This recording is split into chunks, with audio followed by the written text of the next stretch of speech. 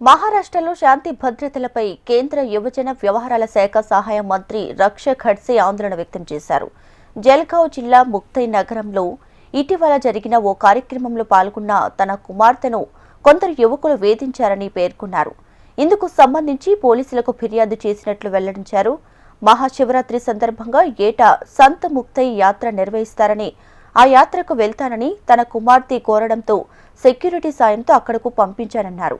ఆ సమయంలో కొందరు యువకులు వారిని వెంబడించి వేధించారని ఆరోపించారు. అడ్డుకున్న భద్రత సిబ్బందిపై దురుసుగా ప్రవర్తించారని తెలిపారు. గుజరాత్ పర్యటన నుంచి తాను ఇంటికి రాగానే అమ్మాయి ఈ విషయం చెప్పిందని, కేంద్ర మంత్రి కుమార్తెకి ఇటువంటి దుస్థితి ఎదురైతే సాధారణ మహిళల పరిస్థితి ఏంటో అర్థం చేసుకోవచ్చన్నారు రక్ష ఖడ్సే. ఘటనపై మహారాష్ట్ర సీఎం ఫడ్నవీస్ స్పందించారు.